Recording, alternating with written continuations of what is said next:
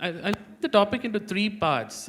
We have loyalty, we have engagement, and we have too many choices. So I know all that is interrelated, but we will start with too many choices. There was a study done by Columbia University long back, when you have too many choices, you come to something called decision paralysis. So there was an experiment which they did with jam. I'm sure you would have read about it. There was a choice of 24 jams given to customers, and there was a different scenario where they tested it with 6 jams. And the conversion fell from 30%, the 30% to 3%. So on this particular note, relevant to your each individual areas, what do you think about the current scenario? And because customers are given too many choices, is it leading to a decision paralysis? Is it impacting conversion? Is it impacting your marketing cost? Is it impacting your ROI? So maybe we'll start with you, Edward. Okay. So I think we are in the e-commerce, we are in a very interesting situations where if probably you just name it like in the cash burning industry, where everybody is actually burning money, trying to subsidize, trying to get some traction on hypergrowth, I would say. So, and us, 11 we are owned by Salim Group, we are actually making business. So we don't take the same routes, we are actually trying to make money for every transaction that happen. And for 2018, 11 was actually operated at positive net revenue. So for every transaction happen at 11 we are making money, we don't subsidize. So with this environment, there is actually very much cash burning propositions. To be honest, it's very, very challenging, very difficult because it's open market. Differentiation is very difficult, but you need to find one. If you don't find one, you can't actually differentiate yourself at all. And that will become impossible for you to even interact or retain your customers. But everything which actually related with subsidies and promotion is just disrupting everything related with effectiveness, efficiencies, and so on. So it's no longer, sometimes it's not about the technique, or probably it's no longer about the tools that you're using, but about how much money that you burn. So that is actually disrupting the entire metrics, and it's very challenging, but it's actually, it's the key for us to try to stand still and try to focus on what we're trying to do. Thank you. What is your opinion on this, Fang? Actually, this is true, and there are a lot of researchers that validated the more choices you have is not necessarily a good thing, right? When you have only one choice, of course, it's not good, but there's an optimal number of choices. And typically, having a lot of choices, more choice, after that point, getting more choices, actually, the return is diminishing. And it's actually, the paralysis, the paralysis happened. People can't really make choices, and they just don't make decisions. And part of it is, related to that is buyer's remorse. So there's a recent research saying that in the modern days, you have more options and you have better choices. So let's say jeans, blue jeans, right? When you go to the mall now, back then there's only one choice, is straight cut, right? For guys, typically there's only one choice, straight cut. But now you go to the mall and you see the blue jeans section, you have the slim cut, you have the tapered cut, you have the regular cut, you have, all those things, right? And actually, with all these choices, it enables people to be to be happier, right? But due to buyer's remorse, whatever they pick, although is better fitted for their body type, the jeans are much better fitted for their body type, still they feel remorse because they think with all those choices, there might be chances there are better choices out there, right? So it's indeed true. So the way we handle this fact, the analysis paralysis, bias remorse, is basically, luckily there's a thing called Pareto Principle. So 80-20 rule. In all typical, in typical purchase cases, 80% of the things are caused due to like only 20% of the factors. So like in financial services, for instance, although there are multiple credit card, so in traumatic cases, although there are multiple credit card product offerings, like, we offer free points for restaurants, some people are interested in fashion purchases, but most people will there are 20% of these possible offerings that generate 80% of the total sales. So what we do is we look at those high impact factors and we prioritize those high impact factors into the display. So we show the top priority first. Based on historical results, based on statistics, based on data science, we can have those data. So I think that's how we do things, basically. Interesting observation, even about the genes. What about you, Subir? I mean, when it comes to specifically fintech, digi-wallet, e-money, there are a lot of competitors in the market, burning cash and everything. So how do you think like customers are not confused like for choices? So they don't make the decision but wait for it. So how do you counter that? I think we face a similar problem in fintech, especially in payments, as e-commerce or as 11 is actually facing, right? Right now, I mean, everybody pretty much has every wallet in the market, right? And when you go to the store, you're saying, okay, I see something there, 10%, is it up to 25,000? Another one, 20%, up to 50,000. Then I'll top up my wallet to the wallet where I need to where I get the best discount, right? So in a way, the consumer's choice is decided specifically by that immediate gratification that they're gonna get at the store when they see, oh great, I get 50,000 cash back. However, whether that's sustainable or not is a separate issue. But what it shows you is that in all these cases, there's no really push or specific use case that the user has to do on a product perspective. It's pretty much only based on that instant gratification that they're going to get. So how we do it differently, since we're more of a B2B to C player in payments. So we go with larger companies, larger brands, go to a closed-loop B2B ecosystem, and then develop a payments product or a lending product that is specifically catered to their use case, such that the retention of the user is to some extent guaranteed, that they have to use this specific payment, they have to use our system for one part of their needs. The challenge then becomes, rather than to sustain the user to keep on using you, how do you move them to different products and services, right? So I think the market is not yet focusing on developing those closed loop B2B forced use, semi-forced use cases. But that's something that we focus on, and I think it's been relatively successful. You may not see our branding out in the market everywhere, but in terms of volumes and everything, I mean, we are capturing it. So I mean, that's how we look at it, more of a product focus, specific use case. We make it customized in the payments or the lending for that client or that ecosystem itself. Thank you. So now coming to one of the words, I pick up one of the words, retention. So Indonesia is one of the youngest population in Asia and even in the world. So coming to that, everybody wants to target the millennials. So one is acquisition, second is retaining them and bringing them back. So specific to millennials, like what is the strategy you're adopting? Again, I'll start with maybe Edward, you itself. All right, so actually for 11, we don't target specifically for millennial for one reason, because as an e-commerce platform, we need people to transact. And the biggest chunk of money is not really on the millennials. If we refer millennials as probably 10, 15, 17 years old. So we are, actually our base is larger on 21 and above, which is people that have their own incomes. But millennials is actually also still part of our sites. And how we target them and how we actually keep them in the ecosystem was quite easy, because they're just looking for one thing in common, millennials or non-millennials. They're just looking for deals, promotions. So that's something that we just need to give it to them. The formula is simple, but how to deliver it in a sustainable way was a different problem. So how we actually capture them and so on, it's something that we're trying to make the right balance. So what we did is basically get millennials is that how we keep them alive is they're looking for deals. So the basic principle is how we make them expect, and they make us ourselves predictable so that they keep coming back to us. So for now, I can tell you that actually on every month, I know that this audience will come back to me on the first day, 11, 15, 22, and 30th. They will coming into my platform. As simple because in every these days, I make a certain so-called like promotion events on the web. So make myself available and predictable instead of doing sporadic and becoming very randoms, so they don't know what to expect from 11 year.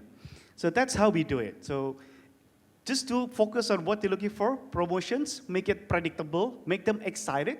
So every time they're coming back to the platform so that they will keep searching on what's next, what's next. So that's how we do it to acquire and to keep them alive in the platform. Thank you.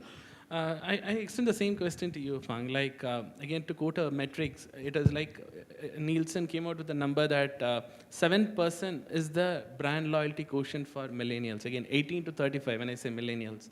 So one is like predictability. Second is sporadic. Like, so what do you recommend from your perspective or in your vertical?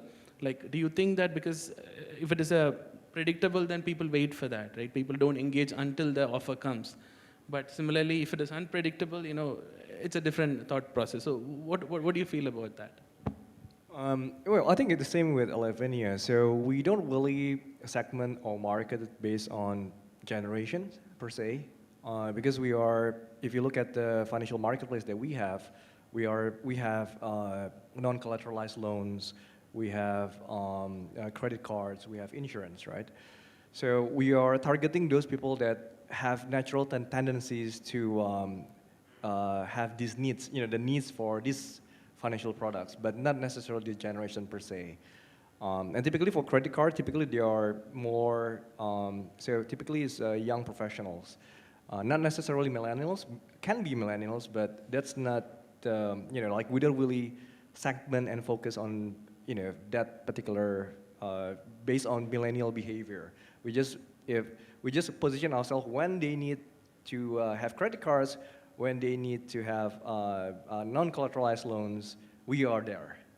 Yeah, so we position ourselves whenever they want to, have these needs, they can encounter us easily. So we use SEO, we use, typical marketing methods, SEO, SEM, Facebook, and using MoEngage platform as well for push notification. So for you, maybe a different question, because I think more or less both of them have answered that pretty much. So from loyalty measurement perspective, what are the key metrics? Everybody was talking about North Star metric. Like for you, then what is that particular key metric which you would track? I mean, for us, it's pretty simple, right? The main thing we care about is actually transactions. How many transactions you have?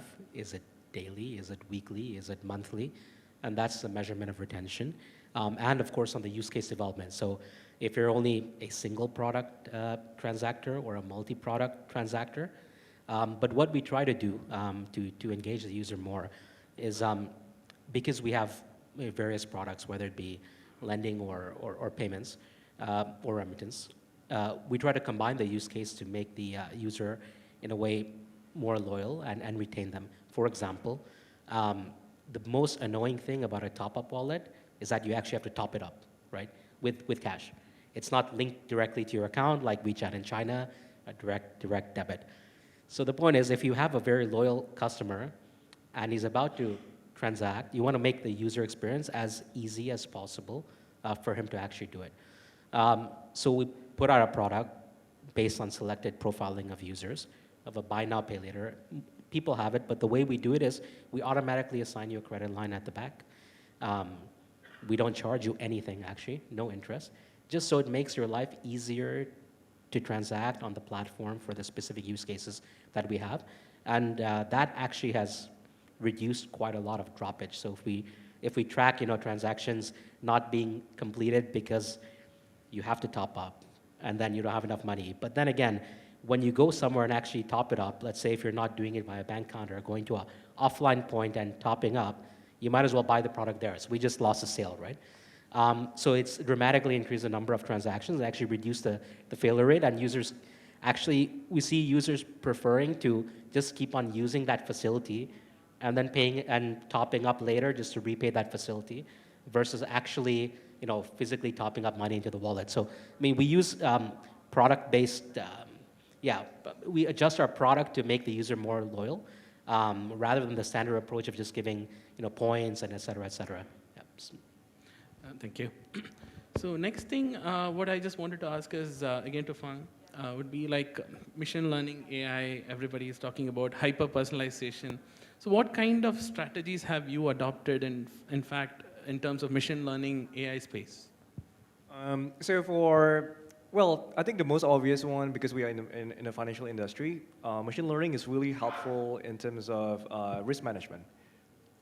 Risk management means that some profiles there are with all this big data, we can identify which ones that will be profitable because they have good credit ratings, good behavior basically, and behavior can be a lot of things. Purchase history can be based on historical financial performance and so on and so forth. So that's really useful. And the second one is basically on cross-selling. Because if they have done something based on their previous history of purchases or their behavior, we can look at their cohorts, those people that share similar behaviors, and see what kind of products that this cohort look for. And typically, we would offer similar profile to those products. And these are the most obvious things: risk management and also for cross-selling and for thematic case. I would extend the same question to you, Edward, like from Elevinia's perspective, like what are the different techniques you have applied, in fact? On the machine learning and AI, we actually implement some, for example, especially to increase relevancy. So when people coming in to the sites, we will be able, after they browse some session, we'll be able to understand their pattern, so that we can actually serve content that is more relevant to these people. So the idea is basically to make things more relevant, and then to increase more conversions when they are actually on the sites. So that's one thing. Second thing that we did is also to try to improve the quality of the site itself. Because our platform is C2C, we don't control the images that sellers is uploading to the platform. So what we do is actually we browse through all the images, we're trying to identify spots, different contrasts, different pixels, and so on, to understand whether these images is a high quality images, is it clear enough, is it too much distractions, and so on, to try to understand about scoring on the pictures as well. So this actually to help that when people coming into the sites, they will see quality content instead of just whatever content that the sellers puts. So that's actually some of the implementations that we did outside, for example, with the needs of, for example, marketing automations. So, for example, to understand which content to serve on which segments, to understand the lookalike, propensity to convert, and so on. That's something that we're trying to simulate and create business models.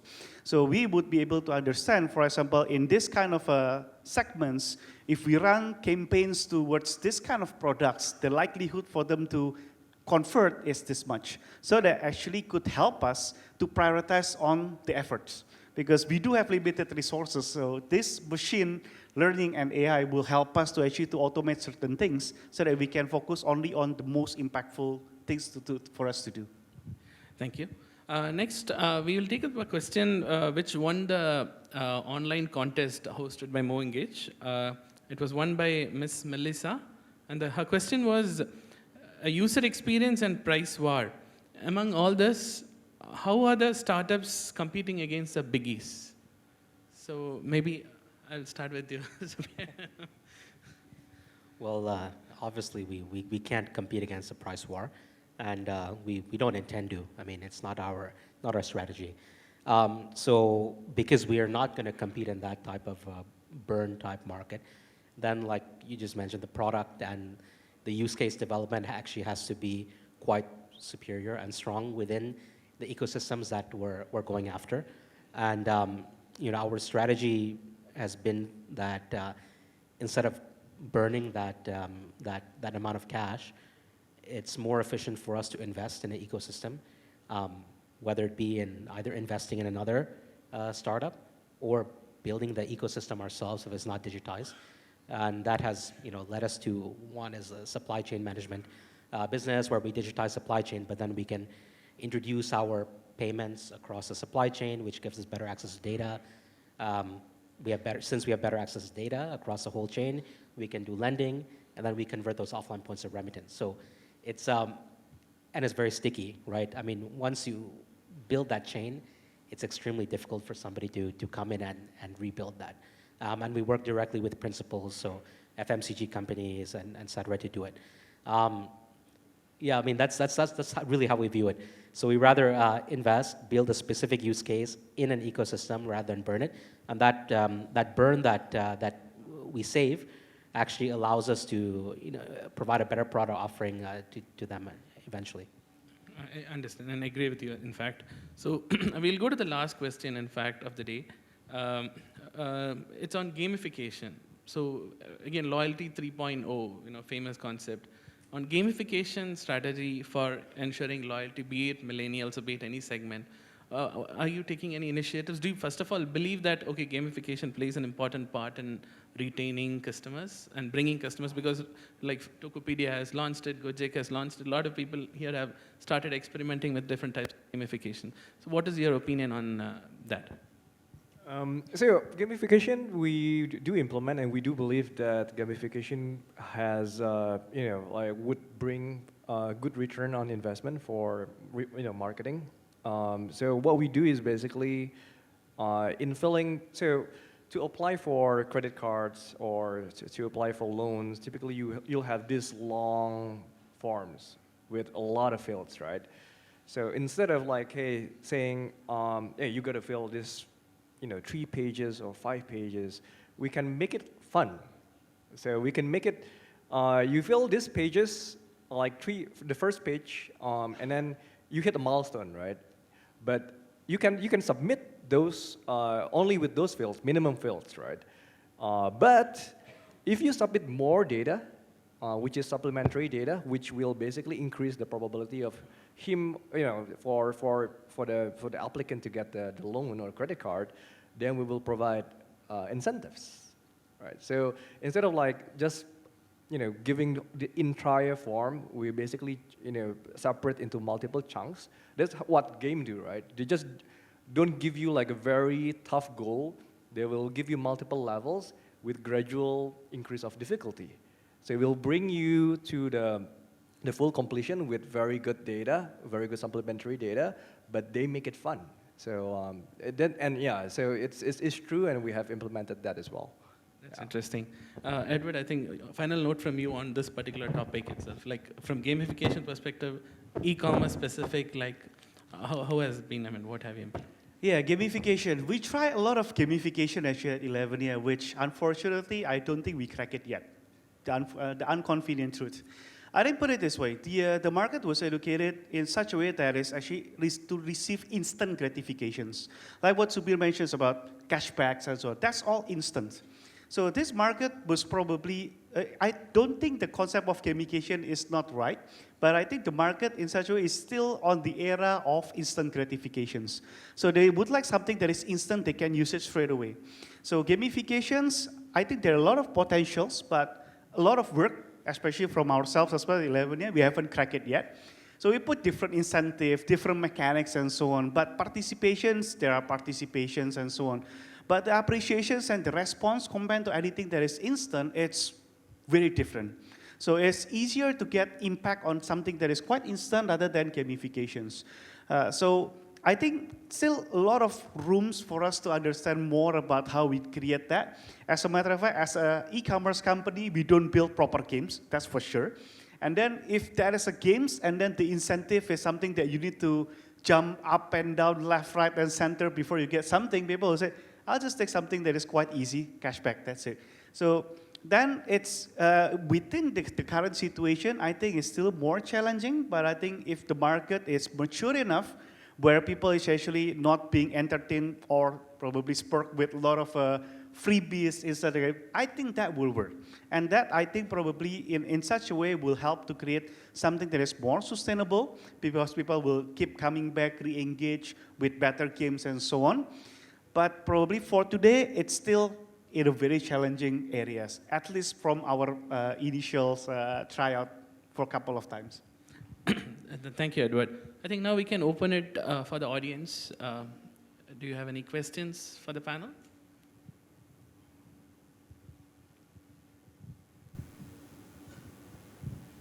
Audience? There are 2 hands over there, so. Hi, good afternoon. I'm brand manager from Tanihub and Fanny.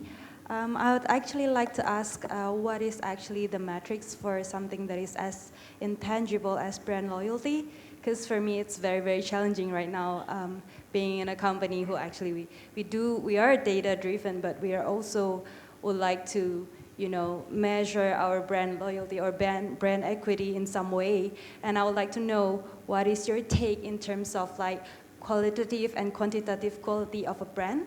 How do you actually measure that, oh, we have actually reached a certain level of successful brand equity or loyalty in terms of our journey? Thank you. Very interesting question. Okay, who would like to go for it? Who would like to go for it? I mean, you want to go for it? I'll take it. For brand loyalty, I think we're talking about two things that is complementary here.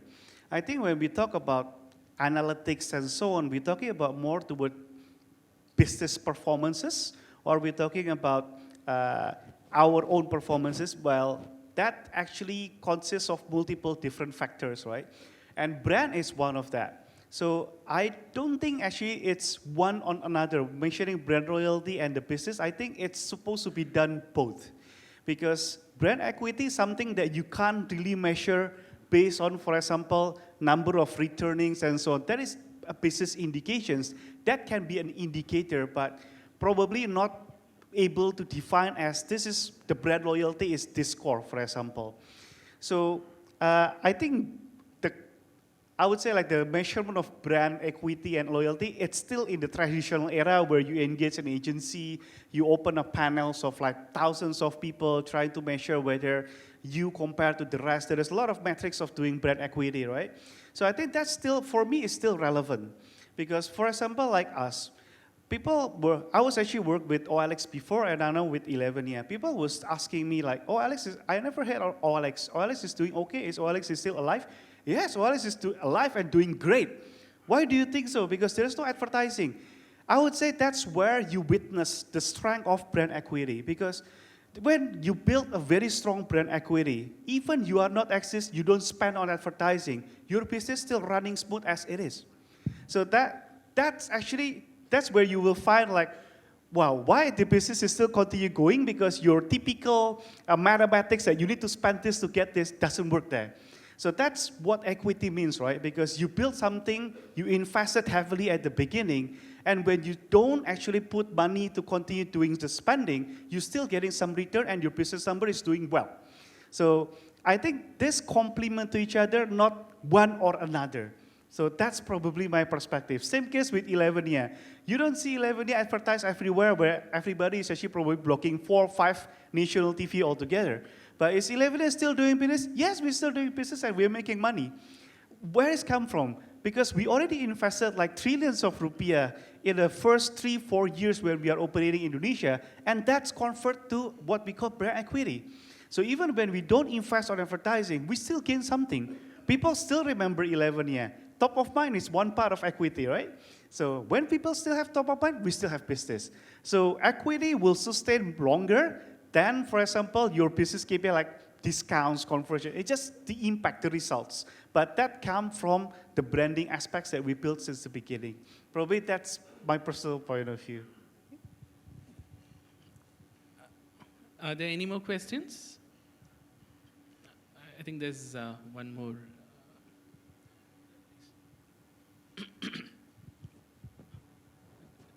Hi, I'm Jeanette, the Assistant CRM Manager from Faith. I would just like to ask, because now we're talking about brand loyalty, right? And I know there is kind of like a balance that we have to strike. We have like a VIP database, and then we also have the people that we want to always acquire new users. Because we are in an era where there's unlimited choices, firstly. Second is customers just crave freshness. So things that is new to them, they actually engage with it more. And the more you are longer with them, they actually treat you as a backseat burner, right? So I just want to ask like kind of an opinion on how do we balance this out? Brand loyalty versus user acquisition versus freshness, yeah. So who would like to go for that? Subir? A tough question, but yes. So how to juggle between brand equity, freshness, and loyalty, right? And acquisition. Okay. Okay. So how to juggle? Well, but the thing is, I think not all products are meant to be not necessarily fresh, right? Depends on the product again. Like Google, you don't want it to be fresh. You want it to be reliable.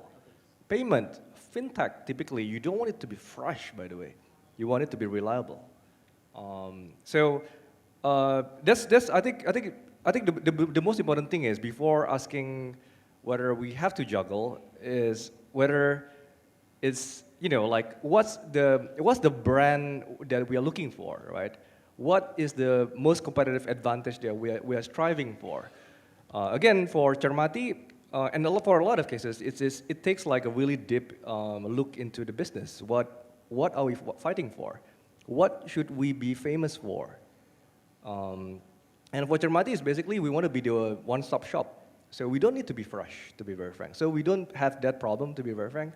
And we don't want to be fresh, to be very So, and our loyalty comes from when they come to our website or our app, they will find the relevant financial services that they look for. And it's comprehensive. We give fair reviews on all the credit cards available in Indonesia. And that information is valuable, right? And you can't really easily find that information anywhere else. That's our key advantage. Once we truly believe in that is our, that's our branding, we are not distracted with acquisitions or we just go for that, North Star. We just want to be as comprehensive as possible, as user-friendly as possible. And a lot of other factors are kind of irrelevant in a sense. We do have standard acquisition channels, like we do a lot of SEOs because SEO is super sustainable, right? You don't need to pay for it, but you gotta, you gotta build it in a sustainable way. And it takes a lot of, instead of just burning money using SEM, Facebook, and SEO is, we put a lot of effort there because we want to be sustainable as well. So that's how, I think if you ask, among the three, I think the more relevant is acquisition, and we typically put a lot of emphasis on SEO because that's the most sustainable that we think. And again, and the other one, brand loyalty, what we want is, we just want to be reliable and comprehensive. Those two, not interested in anything else. I'll just add a couple of comments. I think it depends really at what staging your brand is, right? If your brand is pretty much already fully established and developed, you get a lot of organic acquisition from that brand loyalty, the equity you have as well. However, if you're starting up or in the middle stages, you of course want more customers, but it's understanding who your actual loyal customers are in your brand. So it goes back to data, analyzing, what type of user you want, and then finding the right acquisition channel to get them, right? Whether it be digital, SEO, or sometimes it may be more efficient to acquire them offline as well, through offline marketing. But I think it's about balance with that, understanding what type of customers are actually loyal to your brand, and then deciding the right acquisition channel that you want, and scaling that appropriately based on what staging you are.